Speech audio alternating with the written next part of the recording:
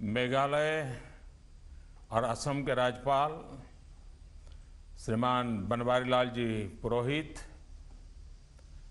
भारत सेवाश्रम संघ के महासचिव श्रीमद स्वामी विश्वात्मानंद जी महाराज, सहायक सचिव श्रीमद स्वामी अम्बरीशानंद जी महाराज, रामकृष्ण मिशन शिलोंग के सचिव श्रीमद स्वामी अच्युतेश्वरानंद जी महाराज, मेघालय इंडस्ट्रियल डेवलपमेंट कॉरपोरेशन के चेयरमैन श्री A.L. हैग जी, भारत सेवाश्रम संघ के सभी सम्मानित सदस्य, देवियों और सज्जनों, दिल्ली और शिलोंग के बीच लगभग 2000 किलोमीटर की दूरी है, लेकिन तकनीक ने इस दूरी को मिटा दिया है। पिछले वर्ष मई के महीने में ही मैं शिलोंग आया था। आज जब वीडियो कॉन्फ्रेंस के माध्यम से आप सभी से बात करने का अवसर मिला है, आपके आशीर्वाद पाने का अवसर मिला है, तो अनेकविध स्मृतियां ताजा होना बहुत स्वाभाविक है। गुजरात में मुझे भारत सेवाश्रम संघ के अध्यक्ष स्वर्गीय स्वामी अक्षयानंद जी महाराज के साथ बहुत निकट वास्तव का अवसर मिला, काम करने का मौका मिला था। मंच पर उपस्थित स्वामी अम्बरीशानंद जी, उनके सभी बाल काले थे, तब से जानता हूं। कई वर्षों तक उनके एक मित्र भाव से उनके साथ काम करता रहा। स्वामी गणेशानंद जी, कई वर्ष हो गए, मिलना नहीं हुआ है, लेकिन उनको भी भली भांति मेरा उनके साथ भी बड़ा निकट संपर्क रहा। आचार्य श्रीमद स्वामी प्रणवानंद जी महाराज, जिन्होंने भारत सेवा संघ की स्थापना की, इस वर्ष सेवा यात्रा के 100 वर्ष पूरे हो रहे हैं। सेवा और श्रम को भारत के निर्माण के लिए साथ साथ लेकर चलने वाले संघ के सभी सदस्यों को मेरी तरफ से बहुत बहुत शुभकामनाएं हैं। किसी भी संस्था के लिए यह बहुत ही गौरव का विषय है कि उसकी सेवा का विस्तार 100 वर्ष पूरे कर रहा हो, और विशेषकर उत्तर पूर्व के राज्यों में भारत सेवाश्रम संघ ने जन कल्याणकारी कार्य बहुत ही प्रशंसनीय रहे हैं। बाढ़ हो या सूखा या फिर भूकंप, भारत सेवाश्रम संघ के सदस्य पूरी तन्मयता से, सेवा भाव से पीड़ितों को राहत पहुंचाते नजर आते हैं।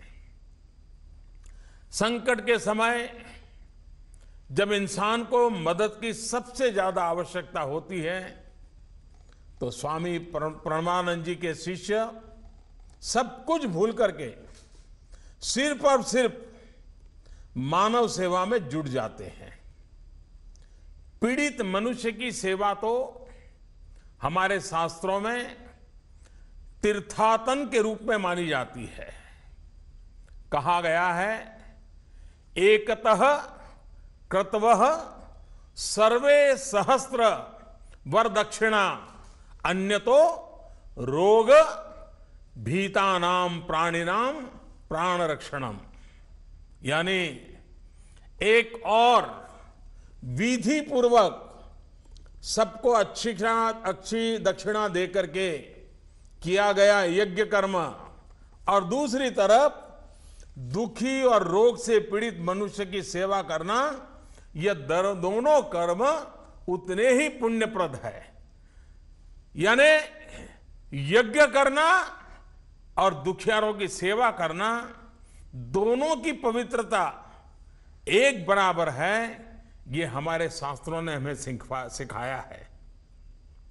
साथियों, स्वामी प्रणवानंद जी ने अपनी आध्यात्मिक यात्रा के चरम पर पहुंचने के पर भी और ये कहा था, ये समय महामिलन, महाजागरण, महामुक्ति और महासमान न्याय का है। आज जो हम सोशल जस्टिस की बात कर रहे हैं, स्वामी प्रणवानंद जी ने उस समय अपने कार्यकाल में सोशल जस्टिस के लिए आवाज उठाई थी। इसी के बाद उन्होंने भारत सेवाश्रम संघ की नींव रखी थी। 1917 में स्थापना के बाद जिस सेवा भाव के साथ इस संस्था ने काम शुरू किया था, और उससे बड़ौदा के उस समय के महाराजा सयाजीराव गायकवाड़ भी बहुत ही प्रभावित हुए थे। महाराजा सयाजीराव गायकवाड़ स्वयं जिस अथक परिश्रम से लोगों के उत्थान के लिए कार्य करते थे, वो जग जाहिर है। लोक कल्याण के कार्यों की चलती फिरती संस्था की तरह वो थे। इसलिए श्रीमद स्वामी प्रणवानंद जी के देश भर में भेजे सेवा दूतों को उन्होंने जमीनी स्तर पर कार्य करते देखा, तो महाराजा उनकी प्रशंसा किए बिना नहीं रह सके थे। जनसंघ के संस्थापक, हम सबके प्रेरणा पुरुष श्रद्धेय डॉक्टर श्यामा प्रसाद मुखर्जी तो स्वामी प्रणवानंद जी को अपने गुरु की तरह मानते थे। डॉक्टर मुखर्जी के विचारों में स्वामी प्रणवानंद जी के विचारों की झलक भी हम देख सकते हैं। राष्ट्र निर्माण के जिस विजन के साथ स्वामी प्रणवानंद जी ने अपने शिष्यों को अध्यात्म और सेवा से जोड़ा, वो अतुलनीय है। जब 1923 में बंगाल में सूखा पड़ा, और तब तो भारत सेवाश्रम संघ की उम्र सिर्फ 6 साल थी। जब 1946 में नोयाखली में दंगे हुए, जब 1950 में जलपाईगुड़ी में बहुत बाढ़ आई, जब 1956 में कच्छ के अंदर अंजार में पहला भूकंप आया था, जब 1977 में आंध्र प्रदेश में भीषण चक्रवात आया था, जब 1980 में भोपाल में गैस त्रासदी हुई, तो भारत सेवाश्रम संघ के लोगों ने पीड़ितों के बीच रहकर उनकी सेवा, वो आज भी लोग याद करते हैं। हमें ध्यान रखना होगा कि ये वो समय था जब देश में डिजास्टर मैनेजमेंट को लेकर के न इतनी एजेंसियां बनी थी, न इतनी चर्चा थी, न इतना कोई अवेयरनेस था। संकट आता तो वहीं स्थानीय लोग अपनी बुद्धि शक्ति के अनुसार कुछ न कुछ अपना काम कर लेते थे। प्राकृतिक आपदा हो या इंसान के आपसी संघर्ष से पैदा हुए संकट, हर मुश्किल घड़ी में भारत सेवाश्रम संघ ने उससे निपटने में महत्वपूर्ण भूमिका निभाई। मुझे लगता है कि आप लोग जहां बैठे हैं वहां बिजली चली गई लगता है, अंधेरा नजर आ रहा है मुझे यहां से। लेकिन मुझे तो देख पा रहे हो ना आप लोग, मेरी बात परित की सुनाई दे रही है? चलिए, मुझे आपकी आवाज तो सुनाई दी। बीते कुछ वर्षों की बात करें तो जब 2001 में गुजरात में भूकंप आया, 2004 में सुनामी आई, 2013 में उत्तराखंड में त्रासदी आई, 2015 में तमिलनाडु में बाढ़ आई। आप कोई भी ऐसी दुर्घटना देख लीजिए, भारत सेवाश्रम संघ की तरफ से जो भी उनकी शक्ति है, भक्ति पूर्वक सेवा करने में वो कभी पीछे नहीं रहे हैं। भाइयों और बहनों, स्वामी प्रणवानंद जी कहा करते थे, बिना आदर्श के जीवन मृत्यु के समान है। अपने जीवन में उच्च आदर्श स्थापित करके ही कोई भी व्यक्ति मानवता की सच्ची सेवा कर सकता है। भारत सेवाश्रम संघ के सभी सदस्यों ने उनकी इन बातों को अपने जीवन में उतारा है। आज स्वामी प्रणवानंद जी जहां भी कहीं होंगे, मानवता के लिए आपके प्रयासों को देखकर बहुत ही प्रसन्न होते होंगे। देश ही नहीं, विदेश में भी प्राकृतिक आपदा आने पर भी भारत सेवाश्रम के सदस्य लोगों को राहत देने के लिए पहुंच जाते हैं। इसके लिए आप सभी का जितना अभिनंदन किया जाए उतना कम है।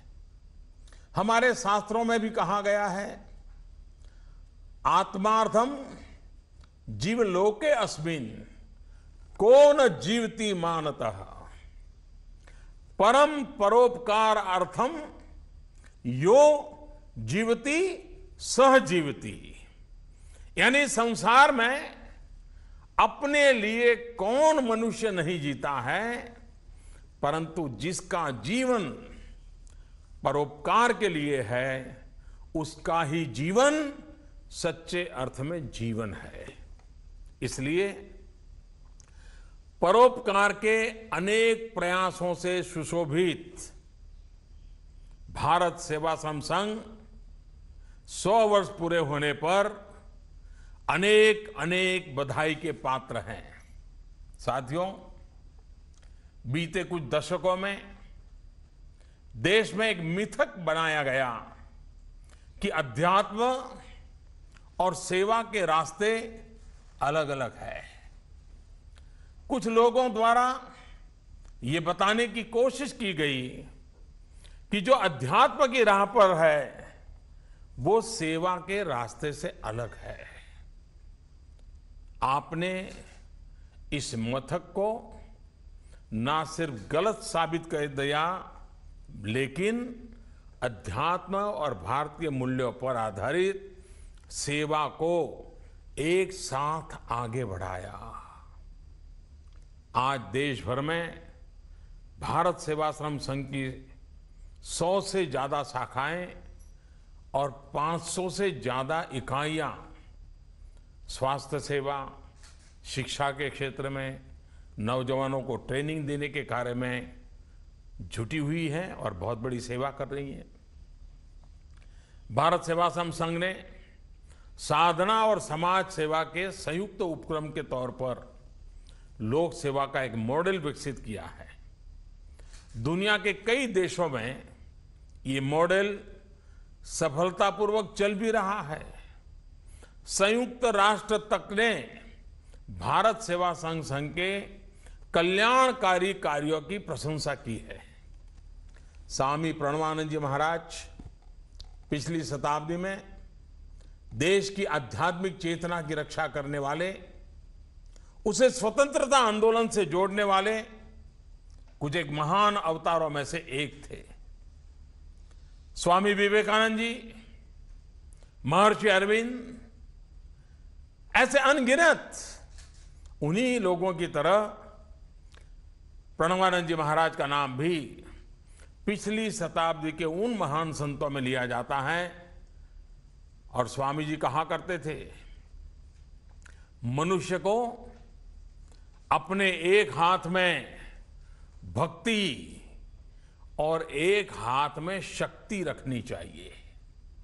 उनका मानना था कि बिना शक्ति के कोई मनुष्य अपनी रक्षा नहीं कर सकता और बिना भक्ति है उसे खुद की ही भक्षक बन जाने का खतरा होता है।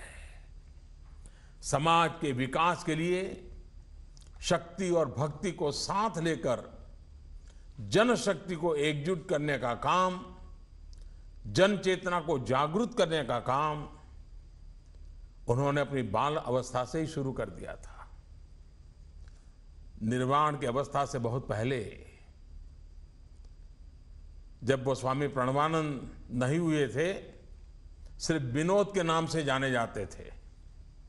अपने गांव के घर घर जाकर चावल और सब्जियां जमा करते थे और फिर उन्हें गरीबों में बांट देते थे।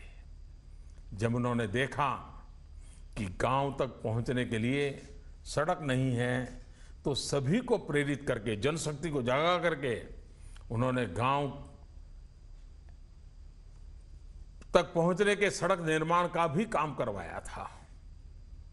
जात पात छुआछूत के जहर ने कैसे समाज को विभक्त करके रखा है, इसका एहसास उन्हें बहुत पहले ही हो गया था। इसलिए सभी को बराबरी का मंत्र सिखाते हुए वो गांव के हर व्यक्ति के साथ बिठाकर ईश्वर की पूजा किया करते थे। 19वीं सदी के आखिरी में और 20वीं सदी के प्रारंभ में बंगाल जिस तरह की राजनीतिक गतिविधियों का केंद्र बना हुआ था, उस दौरान राष्ट्रीय चेतना जगाने के स्वामी प्रणवानंद जी के प्रयास और ज्यादा बढ़ गए थे। बंगाल में ही स्थापित अनुशीलन समिति के क्रांतिकारियों को वो खुला समर्थन देते थे। अंग्रेजों के खिलाफ लड़ते हुए वो एक बार जेल भी गए। अपने कार्यों से उन्होंने साबित किया कि साधना के लिए सिर्फ गुफाओं में रहना आवश्यक नहीं, बल्कि जन जागरण और जन चेतना जागृत करके भी साधना की जा सकती है, ईश्वर को प्राप्त किया जा सकता है। भाइयों और बहनों, आज से 100 वर्ष पहले देश जिस मनस्थिति से गुजर रहा था, गुलामी की बेड़ियों से, अपनी कमजोरियों से मुक्ति पाना चाहता था, उसमें देश अलग अलग भूभागों पर जनशक्ति को संगठित करने के प्रयास अनवरत चल रहे थे। 1917 का ही वो वर्ष था जब महात्मा गांधी ने चंपारण में सत्याग्रह आंदोलन का बीजारोपण किया। हम सभी के लिए सुखद संयोग है कि इस वर्ष देश चंपारण सत्याग्रह के 100 वर्ष का भी उत्सव मना रहा है। सत्याग्रह आंदोलन के साथ साथ ही महात्मा गांधी ने लोगों को स्वच्छता के प्रति जागरूक भी किया था। आपकी जानकारी में होगा कि पिछले महीने चंपारण सत्याग्रह की तरह ही देश में स्वच्छाग्रह का अभियान की शुरुआत की गई है। आजादी के लिए सत्याग्रह तो भारत के उज्जवल भविष्य के लिए स्वच्छाग्रह, यानी स्वच्छता के प्रति आग्रह। आज इस अवसर पर मैं स्वच्छाग्रह को भी आपकी साधना का, सेवा का अभिन्न अंग बनाने का आग्रह करना चाहता हूं। इसकी एक वजह भी है। आपने देखा होगा कभी 3-4 दिन पहले ही इस साल के स्वच्छ सर्वेक्षण में शहरों की रैंकिंग घोषित की गई है। उत्तर पूर्वी राज्यों के 12 शहरों का भी सर्वे किया गया था, लेकिन स्थिति बहुत अच्छी नहीं है। सिर्फ गंगटोक ऐसा शहर है जो 50वें नंबर पर आया है। 4 शहरों की रैंकिंग 100 से 200 के बीच है और बाकी 7 शहर 200 और 300 के दायरे में आ गए हैं। शिलोंग, जहां आप बैठे हुए हैं, वो भी 276 नंबर पर है। ये स्थिति हमारे लिए, राज्य सरकारों के लिए, भारत सेवाश्रम संघ जैसी संस्थाओं के लिए, मैं समझता हूं कि हम सब के लिए एक बहुत बड़ी चुनौती है। स्थानीय एजेंसियां अपना काम कर रही हैं, लेकिन इनके साथ साथ प्रत्येक व्यक्ति को यह एहसास कराया जाना बहुत आवश्यक है कि वो अपने आप में स्वच्छता मिशन का एक सिपाही है। हर व्यक्ति ने अपने प्रयास से ही स्वच्छ भारत, स्वच्छ उत्तर पूर्व के लिए उस लक्ष्य को हम हासिल कर सकते हैं। भाइयों और बहनों, स्वामी प्रणवानंद जी महाराज कहते थे, देश के हालात को बदलने के लिए लाखों निस्वार्थ कर्मयोगियों की आवश्यकता है। यही निस्वार्थ कर्मयोगी देश के प्रत्येक नागरिक का मनोभाव बदलेंगे और उस बदले हुए मनोभाव में एक नए राष्ट्र का निर्माण होके रहेगा। स्वामी प्रणवानंद जी ऐसे महान आत्माओं की प्रेरणा से देश में आप जैसे करोड़ों निस्वार्थ कर्मयोगी हैं। बस हम सभी मिलकर के अपनी ऊर्जा स्वच्छाग्रह के इस आंदोलन को सफल बनाने में लगा देनी है। मुझे बताया गया है कि जब स्वच्छ भारत अभियान शुरू हुआ था, तब आप लोगों ने उत्तर पूर्व के 5 रेलवे स्टेशनों का चयन किया था कि उन स्टेशनों में सफाई की जिम्मेदारी उठाएंगे। वहां हर पखवाड़े स्वच्छता का अभियान चलाया। अब आपके प्रयासों को और ज्यादा बढ़ाए जाने की जरूरत है। आपको आश्चर्य होता होगा कि मोदी जी हमें काम बता रहे हैं। मैं आपको इसलिए बता रहा हूं कि आप लोग करते हैं, और बताने का मन भी तो उन्हीं को होता है जो करने की आदत रखता है। तो मुझे भी मोह हो जाता है कि मैं भी आपको कुछ कह दूं। इस वर्ष जब आप सभी अपनी संस्था के गठन के 100 वर्ष मना रहे हैं, तो इस महत्वपूर्ण वर्ष को क्या पूरी तरह स्वच्छता पर केंद्रित कर सकते हैं?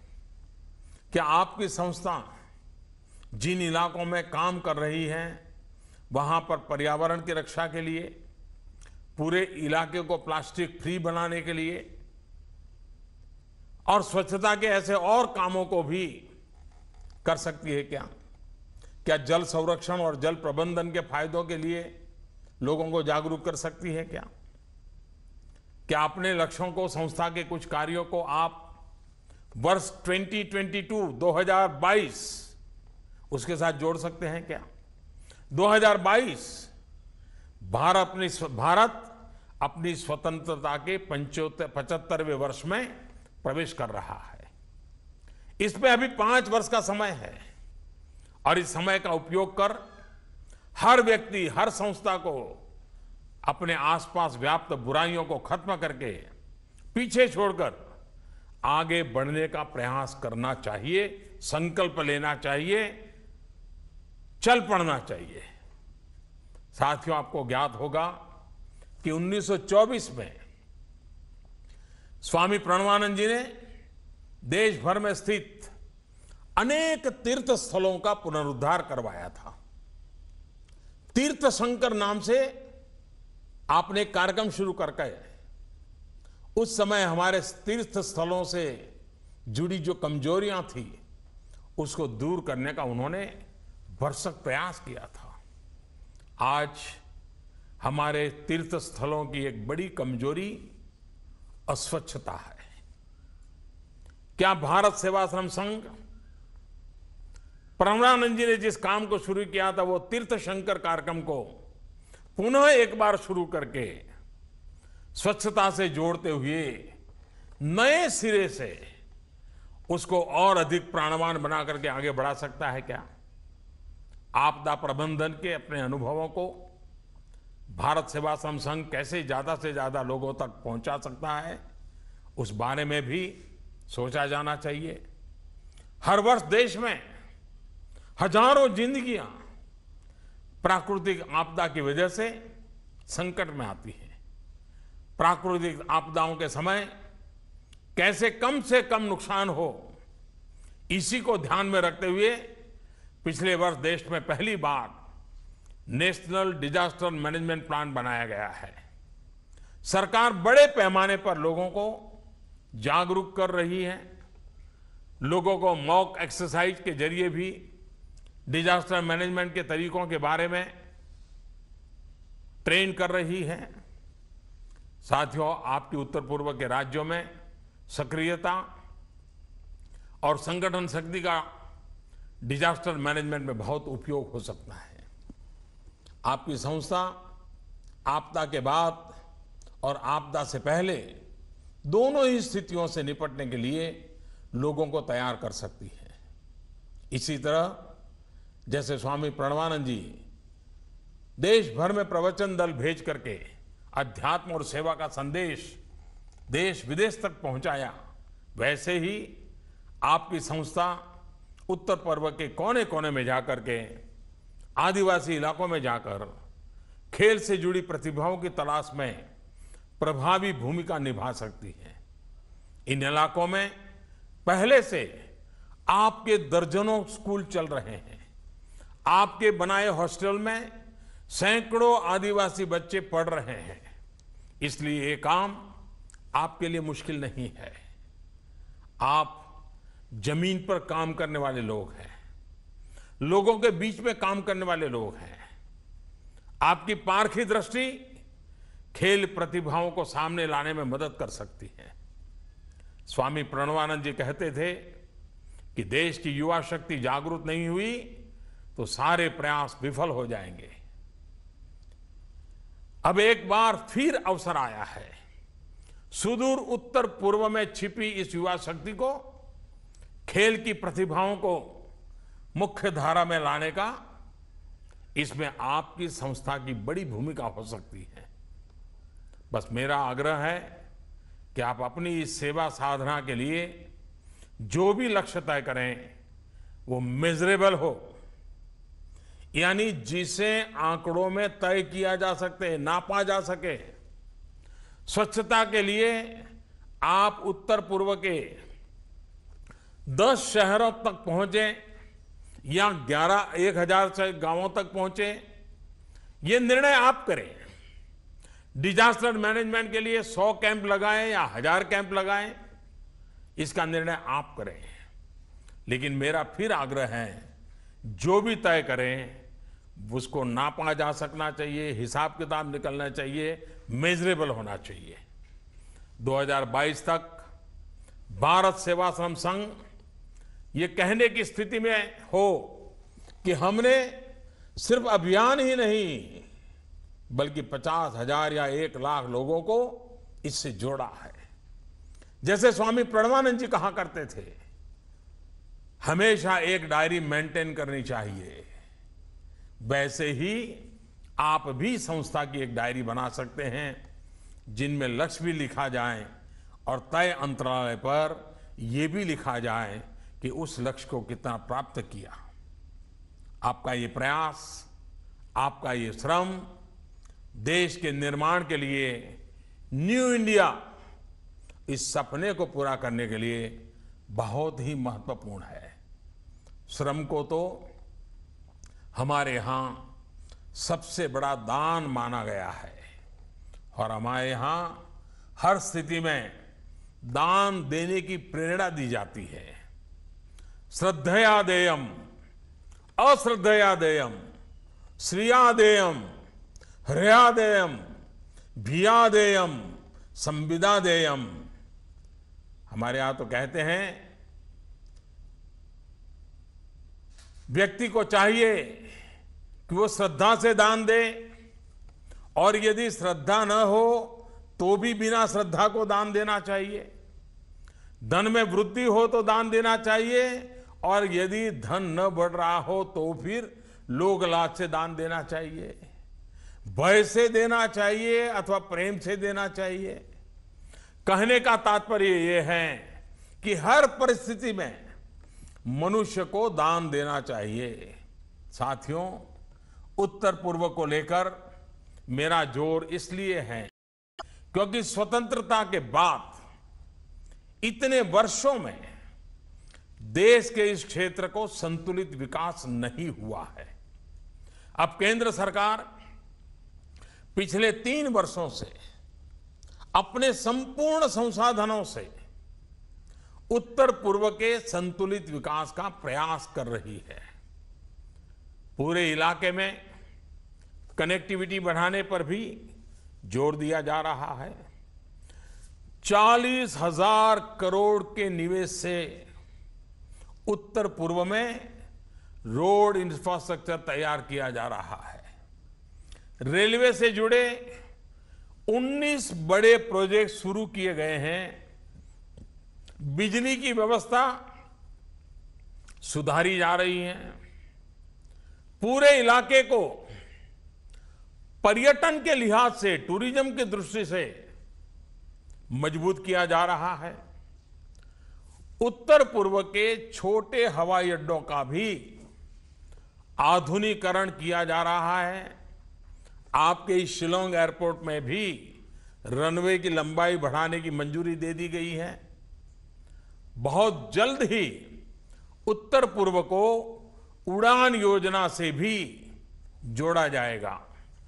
ये सारे प्रयास नॉर्थ ईस्ट को साउथ ईस्ट एशिया का गेटवे बनाने में मदद करने वाले हैं।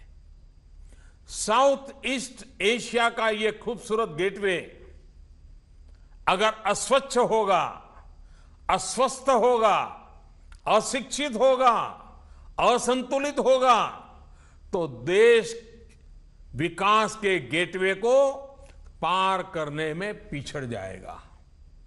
साधनों और संसाधनों से भरपूर हमारे देश में कोई ऐसी वजह नहीं जो हम पिछड़े रहें, गरीब रहें। सबका साथ, सबका विकास के मंत्र के साथ हमें सभी को सशक्त करते हुए आगे बढ़ना है।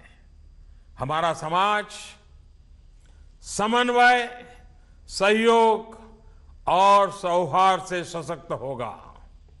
हमारा युवा चरित्र, चिंतन और चेतना से सशक्त होगा।